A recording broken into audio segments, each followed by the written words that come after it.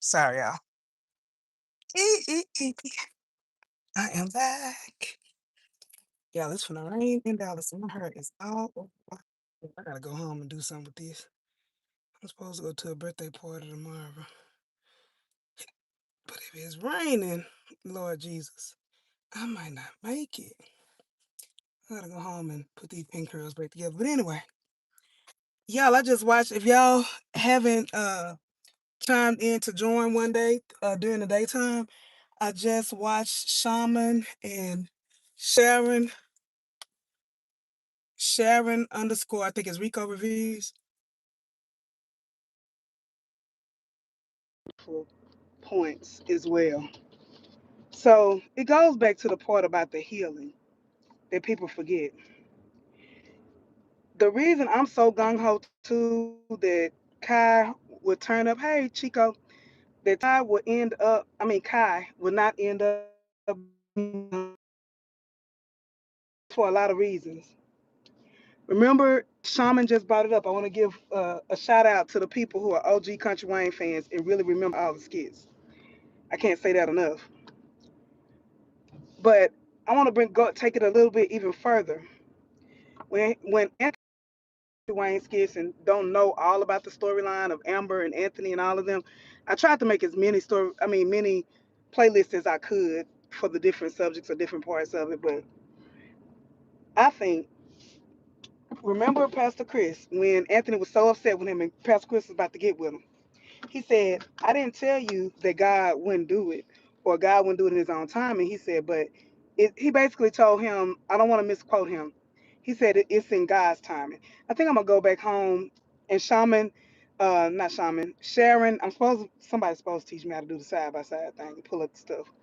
But, but yeah, y'all, he told him, he said, God may not give it to you when you want it. He said, I didn't tell you that God was going to show up tomorrow. And then Shaman brought up the point um, when he prayed and he told Angelina, he said, I didn't, what's the word he used?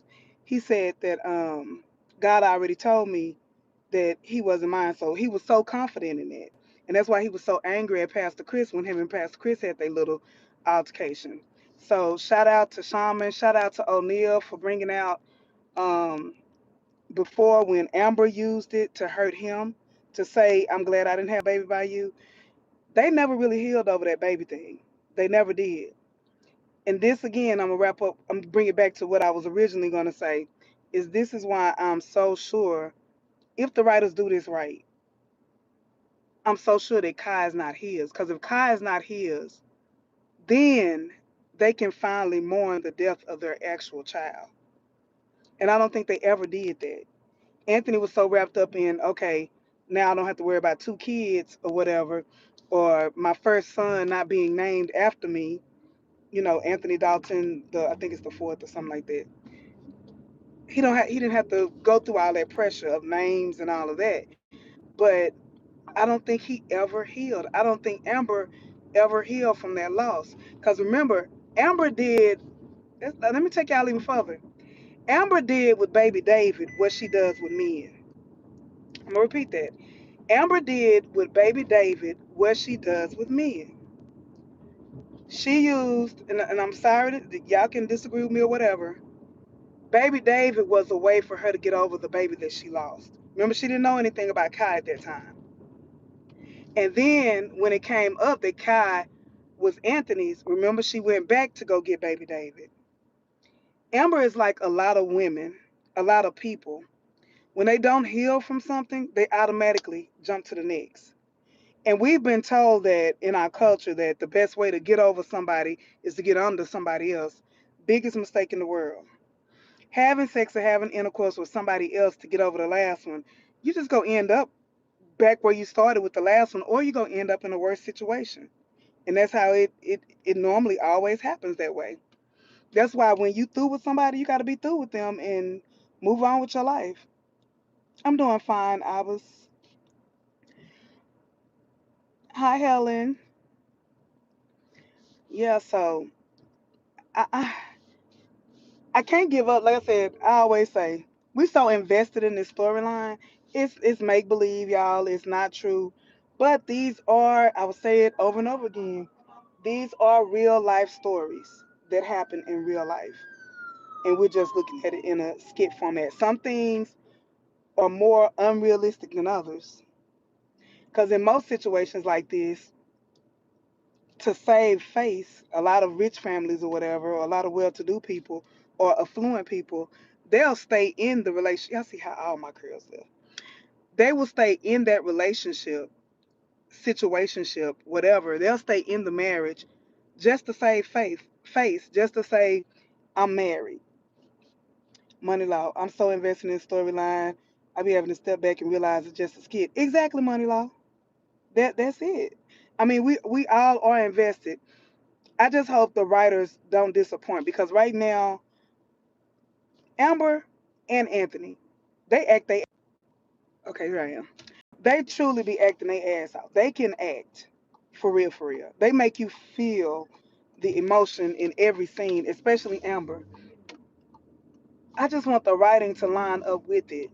Give us some substance, give us a twist, because going back and forth and back and forth and back and forth and back and forth, bringing up Wayne, that is so redundant. It's so much more that can be done with this script, with this storyline to make it where Jesus does pop, to make it where help is on the way, to make it more realistic or have a positive ending. And we know in life, you don't always have a positive ending. People get divorced, people lose children. But for the sake of entertainment, which is what this is, for the sake of entertainment, give people something to hope for. Give people something to believe in. I think that's why Tyler Perry movies have always been how they came out with a bang. As funny as Madea is in the Tyler Perry skits, and she might come out with a, firing them up or whatever. She might go in her purse. At the end of that movie, there's some type of hope in the storyline. There's some type of meaning at the end of that storyline. Diary of a Mad, was it Diary of My Black Woman? Well, that one was good too. But we always go end on that note. Even with now, Have and Have Nots, that's the only series that he had that ended totally crazy. That Tyler killed everybody in that one. But even like the what's the new one called? Beauty in the Black. Beauty in the Black. It had a lot of toxicity in it. It had a lot of ups and downs in it. And I know that Wayne's storyline is going to be more long term skits, and it's so many. But in the main skit that people are invested in, the main skit that got people just tuned in, it is it is them. Give us something different. And maybe it's coming up. Maybe we are all being premature right now. Maybe we're all, like it keeps going in circles, but I promise you, I redid um one of my what not storylines, one of my commentaries from 9 months ago. And it's basically the same thing that happened today, except for whatever twist it was that I was talking about at that time, it happened at night versus day. So in other words, like last night we had hope, this morning we like, ugh. On my last commentary, it's like that morning we had hope, and then by the 11 p.m. skit, it was out the window. So it's like the switch up happened so quickly. Then the dropping of the storylines. Shayla, Iman, and Delicia was a major storyline. Why? And I know there's got to be a reason, and maybe the writers are going to pull it back in together, and it'll all make sense. But right now, it doesn't make sense that Delicia and Iman went there.